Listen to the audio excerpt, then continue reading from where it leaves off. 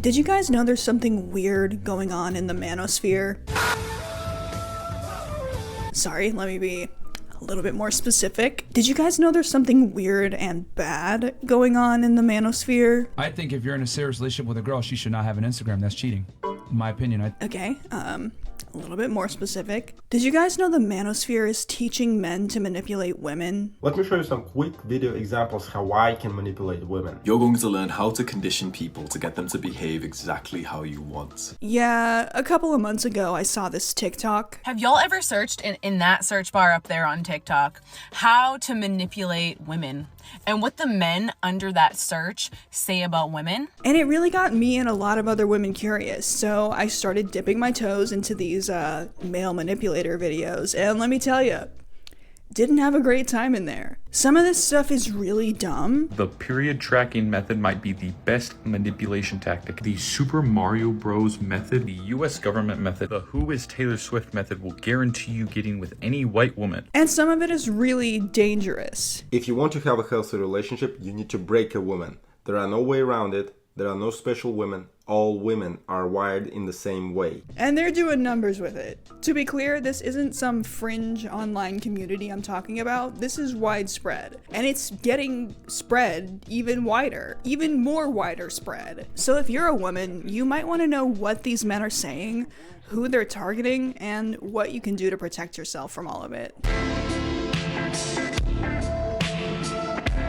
The average male manipulation video follows a predictable format. At the core of this content is a deep-seated resentment and hatred of women, with some even advising their viewers that adherence to the techniques taught in these videos might cause them to develop a similar hatred towards women. Very important thing that I want you to understand that if you're gonna do this exercise, I promise you, you will realize that all women are literally 10-year-old kids. And what might happen is that you might start hating women. They often begin their videos by explaining that while the tips you're about to see might seem unethical, they really aren't for a number of reasons. So, how do these men justify their game? First, and most obviously, women are simple, aimless creatures in desperate need of firm male leadership. We don't know what we want, we don't know what we need, and we definitely cannot be trusted to make those decisions on our own. Female brain cannot make decisions, cannot make choices, and as a result cannot make any conclusions. To leave a woman to her own devices would basically be neglect, so really, aren't you doing her a favor by nudging her in the right direction? In your direction? The trained male manipulator is a misunderstood creature. He doesn't hate women. He loves women for who they really are. Less intelligent, helpless children who lack the guiding hand of a responsible male authority. I started loving women because they're so funny. They're trying to be boss girls, but every time they open their mouth, something stupid comes out. I love women. I respect women. Smart women don't exist. You're just a girl.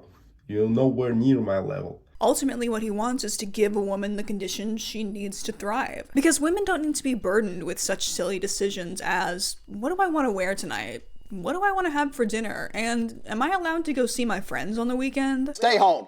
Stay home. And if everything that's best for her just happens to also be what's best and most convenient for him, then that's just a happy coincidence. Now, how exactly do these fine young men plan to game you? While the exact techniques of their manipulation vary from one creator to the next, the overall method tends to stay the same. If you've seen one comprehensive guide to dog walking your girlfriend, you've basically seen them all. The gist of their techniques can be summed up in 4 simple steps. Step number 1, be dominant and decisive. In the manosphere, it's understood that women are biologically engineered to crave the partnership of an alpha, a man at the top of the social hierarchy who takes what he wants and answers to no one. Some things that women are usually looking for is signs of the alpha. If you are the alpha, right? You don't comply to anyone. You comply to yourself, right? Exude the characteristics of one of these, and your woman will naturally fall into place. Women love being led around like dogs on a leash, after all. No kink shaming. I mean, I do kink shame But like this one in particular, I don't really care about. Leash kink havers, you're safe here for now. Any man who wants a woman trailing after him, tending to his every woman need, needs to exude this kind of raw, dominant, aggressive energy that every woman is starved for, even if she doesn't realize it. Don't ask her to go to dinner with you. Tell her when and where you'll be going out. Tell her what clothes look good on her and which ones you don't want to see her in again. Tell her what she's making you for dinner and what time you expect it to be done by. This also serves the purpose of letting you see early on whether or not she's the type of woman who can be taught, or if she's already been corrupted by feminism into thinking she should be some kind of independent decision maker. Test this early on. Be assertive about your plans. You make plans and give her direction. Hey, we going here on Friday. Be ready at Friday. We going out to eat. Or, we going to the movies on Friday. Or I want you to come over here. Or, I want you to come over here and bring XYZ. Don't wear jeans at my crib. Give them little instructions, and if they follow them, they're usually good followers. A woman wants to know that the man she's with is an alpha who isn't just going to comply with any request she makes of him. Pushing back against her suggestions and laying down your own rules demonstrates to her that you're not the kind of man who can just be pushed around. And if you make the mistake of giving her that leeway, she'll see your consideration for what it really is: weakness.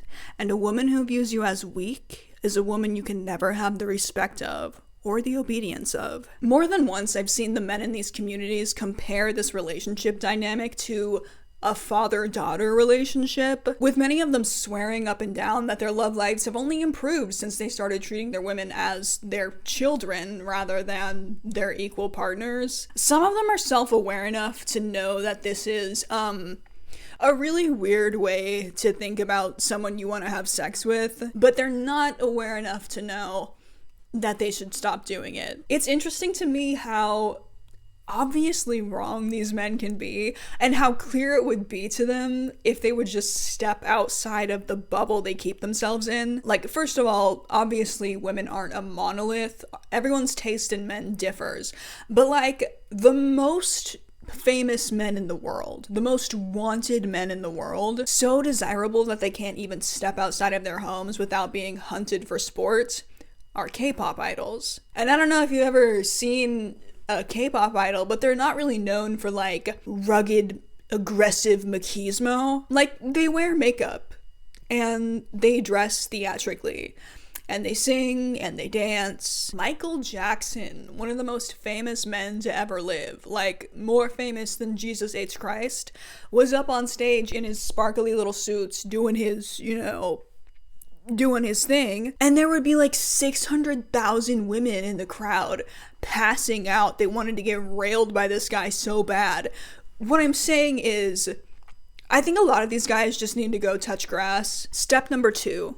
Keep her insecure. From the Oxford Dictionary, negging is insulting or undermining someone in the belief that diminished self-confidence will make them more receptive to sexual advances. The term originated early on in pickup artist culture. It was originally intended to be used in bars on people you'd never met with and only wanted to hook up with. The purpose of it is to lower the target's self-esteem and, by association, their standards, making them feel as if they need to prove their worth to you in order to win you over. It's a play for power, and it happens to be a favorite tactic among male manipulators. You give her little to no compliments. It's 1,000,001 guys that's sitting here boosting her head saying, you look pretty, you look beautiful, I see nobody but you. Now let's be 100% honest.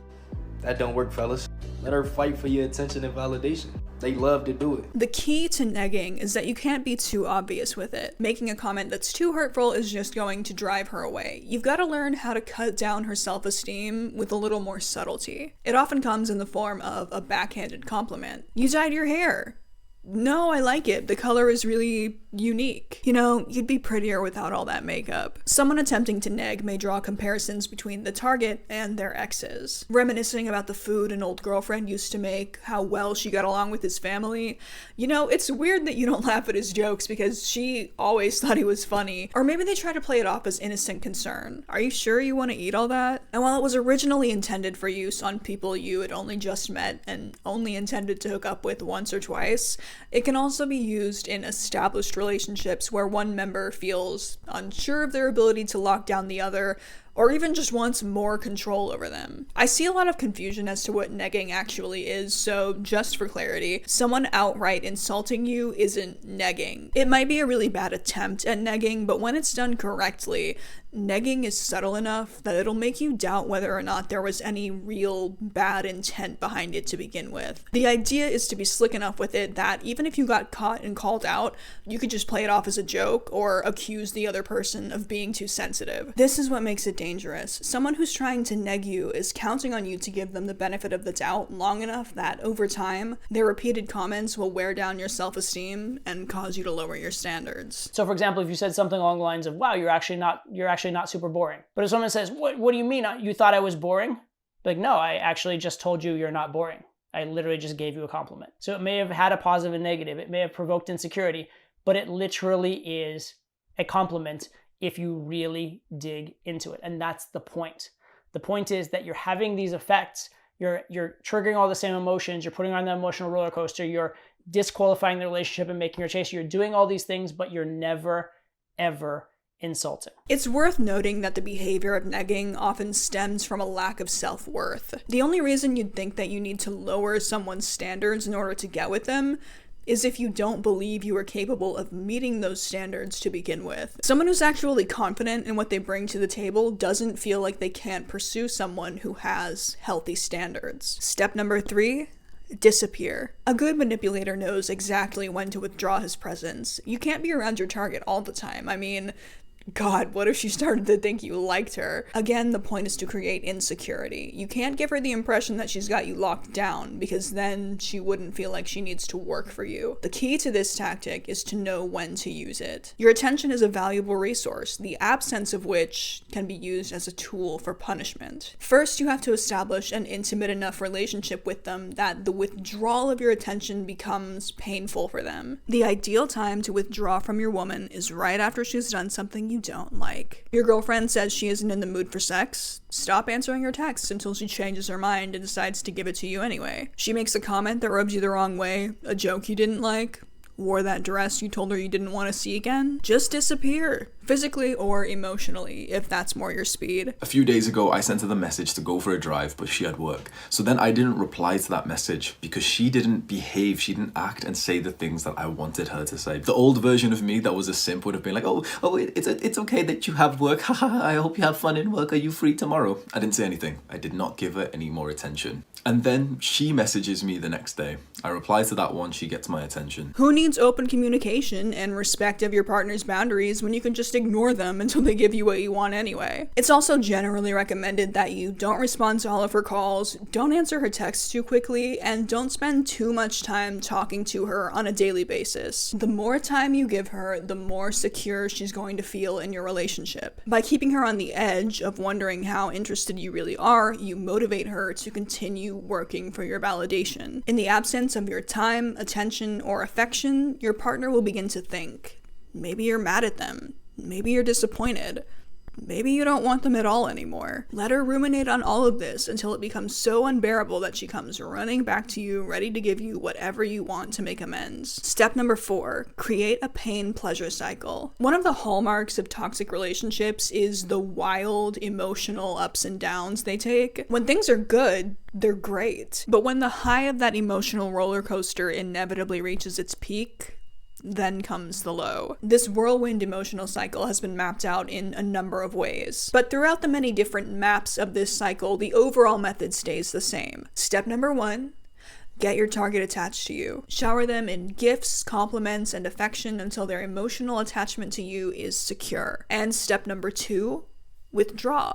Take all of those good things away until the love they've grown so dependent on is gone. And repeat as needed. You may have heard the first phase of this cycle referred to as love bombing. It's an overindulgence of food, gifts, flowers, praise, affection in an attempt to create emotional attachment. But inevitably, this flood of affection dries up, and it leaves the receiving party wondering what they've done to cause it. What you're doing is you're basically giving this emotional roller coaster. Positive spike, negative spike, positive spike. And it's a very intense experience for someone because they're feeling validated, devalidated, devalidated, validated. And from moment to moment, they don't know where they stand. it makes the person want to qualify themselves to you. It makes the person want to prove themselves to you. It makes the person wonder whether you like them or not, or how much you like them. It keeps sexual tension. So there's all these different good reasons why having that combination of positive and negative emotional spikes is good. There's been scenarios where a girl hasn't acted quite right over something small, not a big transgression like cheating. Then I continue to see her, but my demeanor towards her changed. And my demeanor towards her didn't change much in day-to-day life, right? But it changed when we had sex. And she smelt it and she could feel it. And it hurt her bad. And she got her ass in line fast. He used to kiss me. He used to hug me afterwards. These small things. It's because in that moment, you have her in her most vulnerable place. That's right. Sex as a man is a weapon you need to use. Some of them have compared this cycle to the process of training an animal. If you give a dog a treat after every trick it does, it comes to expect the treat and take it for granted. But if you withhold the treats intermittently and only give them out at random, the dog starts to anticipate the treat in a heightened emotional state. When the reward does come, it feels even more exciting.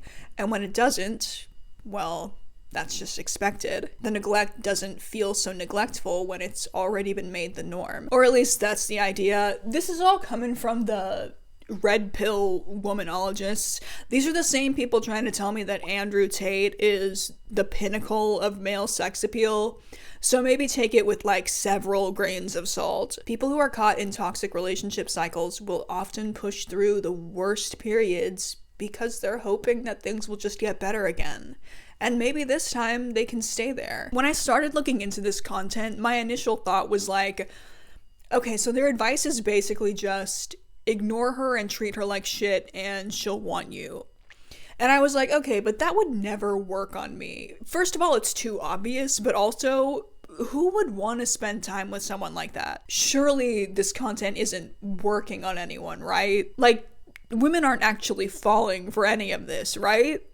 But they do.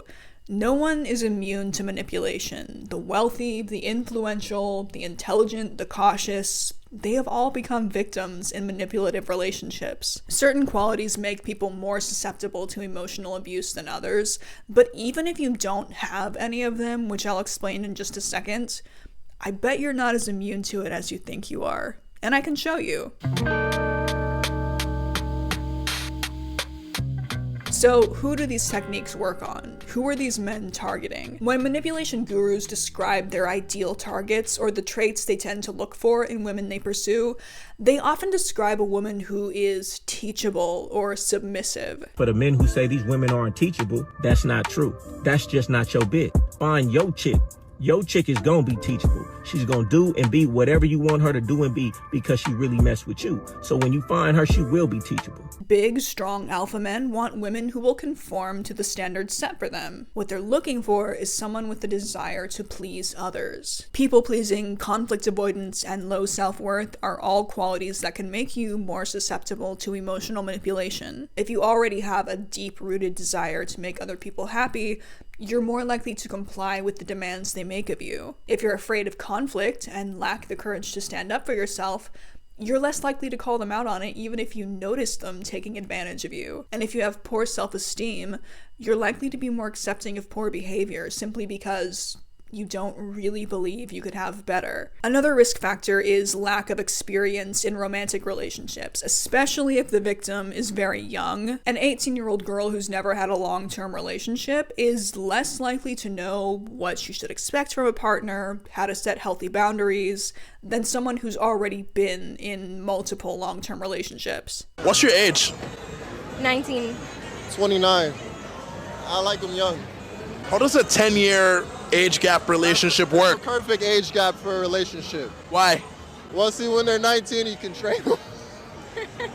The fewer romantic relationships you've had in the past, the fewer experiences you have to compare your current situation to. Your partner may have an easier time convincing you that whatever they're doing is okay just because no one else has shown you otherwise. No one else has treated you better. And if you have a history of not being treated better, that also makes you more susceptible to emotional abuse. People who come from backgrounds where toxic behavior was normalized, whether that be in family, friends, or romantic relationships, are more likely to experience that behavior again. Because for them, it's already the baseline. And why would you expect anything outside of your norm? But like I said, even if none of these points apply to you, you're still not automatically insulated from this behavior. People who are way more confident, successful, and influential than you, no offense, have also found themselves victims of toxic relationships. Does anyone have my stick? Could you bring my stick over here? I just need my horse beating stick.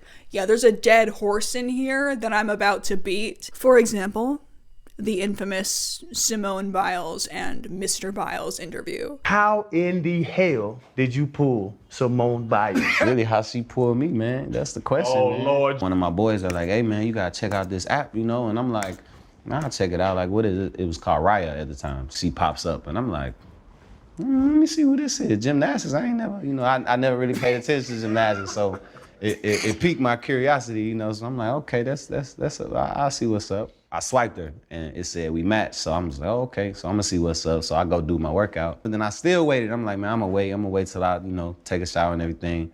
Then I come back to my phone, and then she messages me on the app, and we texting back and forth, and then we hung out Friday, man. She came through down to Houston. She lived in the suburbs, so she had to drive about 45 minutes to me.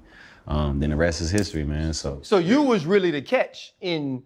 I always say the men the catch, man. I always say we the catch, man. Yeah, so she really booked you. She did, though. Is what you're saying. Because I was fighting it. Did you notice the way Simone's husband talked about her throughout this clip? If you've already seen it, you know exactly what everyone's issue with it was, but if you haven't, allow me to explain it for you. Simone Biles is one of the most successful and famous athletes on earth. Everyone knows who this woman is, especially other athletes. So when this man, he's a professional athlete, by the way, did I mention that? I don't know who he is. I don't know what he does. I don't know what his name is. I know he plays with balls for a living, okay? So when this man, who is a professional athlete, claims that he didn't know who Simone Biles was when he first saw her, God strike me down if I'm wrong, but I think the man's lying. His tone throughout this interview is one that downplays his wife's achievements and brushes her off as not such a big deal. Does that sound familiar to something we talked about earlier? Maybe a little something called negging. When he insists that she's the one who bagged him, that he waited for her to message him first, that he had her drive 45 minutes out to meet him on their first date. Does it sound kind of like something we talked about earlier? Making her work for you, giving her the impression that you're not really that into her. One phrase in particular that he used in this video stood out to me. At the beginning of the clip, he says that men are the prize, which is a phrase thrown around pretty frequently in the manosphere.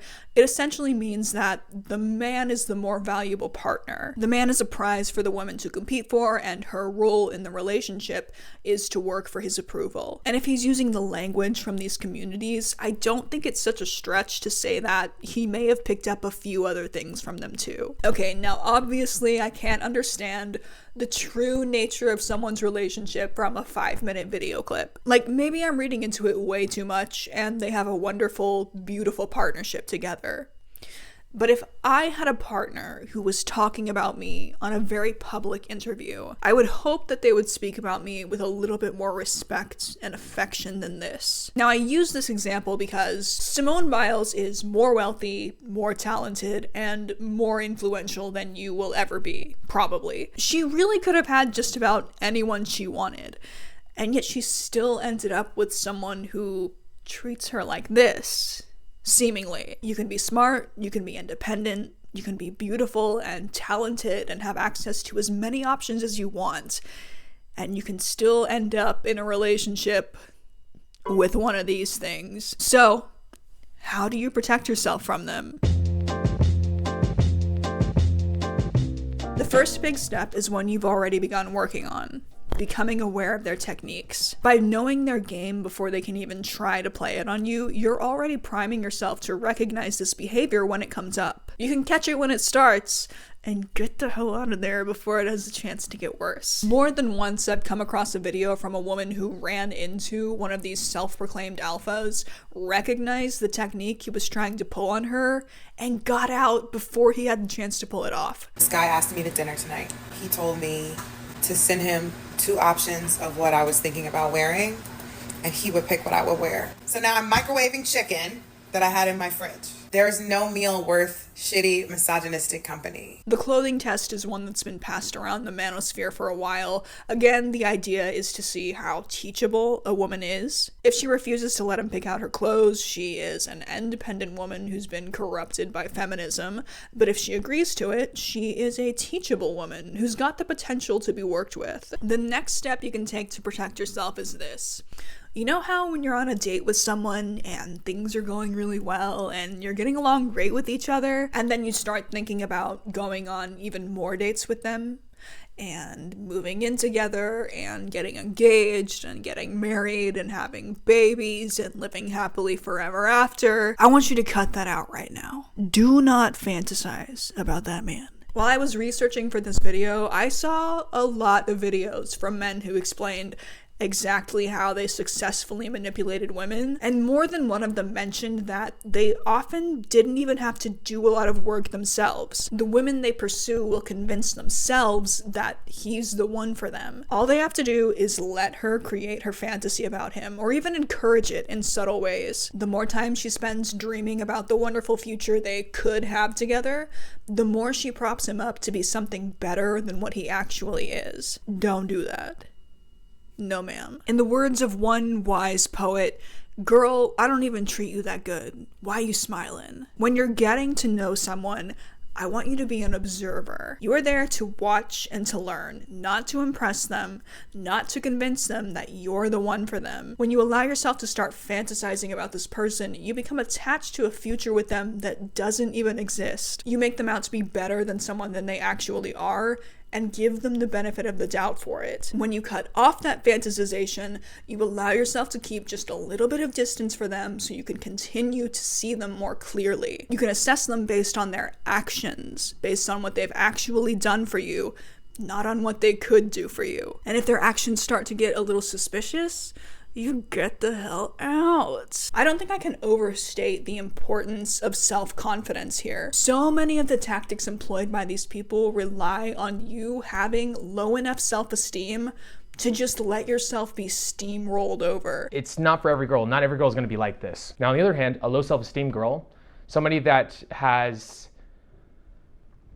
a myriad of bad relationships in the past, this is the kind of girl that will be most likely to do this. When you know that you don't need anyone else's validation, you don't need to jump through hoops for them, you don't need to prove your worth to them, you'll be able to stand your ground when someone tries to convince you otherwise. You don't need to let that man approve of your outfit before the date, because it doesn't matter if this random person likes what you're wearing at all. You picked your clothes out because you liked them. You don't need to listen when someone tries to convince you that you're not as hot as you think you are, or as smart, or as cute, or as charming, because you don't need to prove your worth to him when you already know your own value. And when your self-esteem is where it should be, you know that you don't need to accept bad behavior or keep low standards, because you know that you can have better. Being alone is better than being with bad company. People today are really lonely. The average American adult has very few friends, with many of them reporting that they don't have any friends at all. In the absence of good platonic relationships, I think a lot of people end up trying to fill that gap with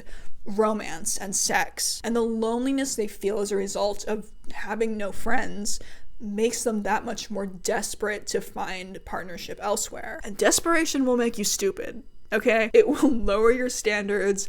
It'll make you overlook red flags. If you frequently catch yourself desperately yearning for romantic connection, I think it's worth your time to figure out whether or not you actually need romance, or if you just need better friends, or like some hobbies. Because sometimes we do confuse loneliness for boredom. And when we're satisfied with our lives before we start dating, we put ourselves in a better position to make good judgments about the people we spend our time with. And while we're talking about confusing bad company for good, let's stop confusing drama with passion. Especially if you've been in toxic relationships in the past, it can be easy to confuse that emotional roller coaster with passion. It becomes exciting, and the absence of it can feel boring. Intensity of emotion does not determine the quality of a relationship. And the most powerful tool you have at your disposal is just to walk away. You're not obligated to give someone the time of day after they've made you uncomfortable or tried to hold power over you. You can cancel a date.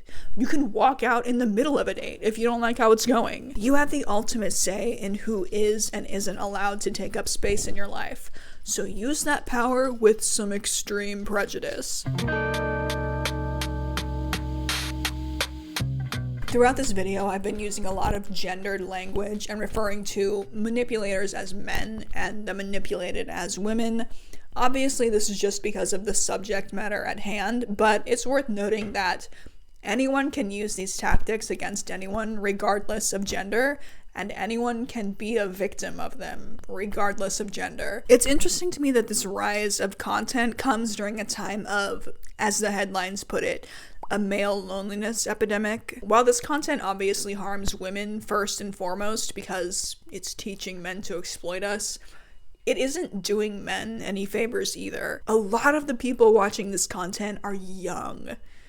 Like really young, like teenagers who haven't spoken to a girl they weren't related to, and probably don't have a wiser, kinder male figure to teach them how to do these things right. A lot of men these days are desperately lonely, and rather than taking this time to teach them how to build loving and equal partnerships, they're being taught to build relationships that are based on deceit, manipulation, control, to take whatever they want from women regardless of the cost.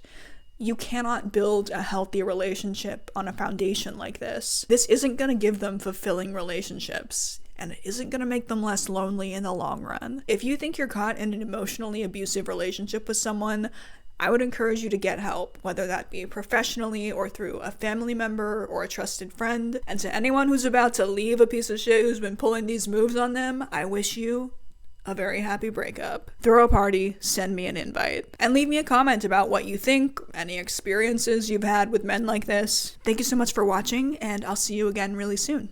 Bye.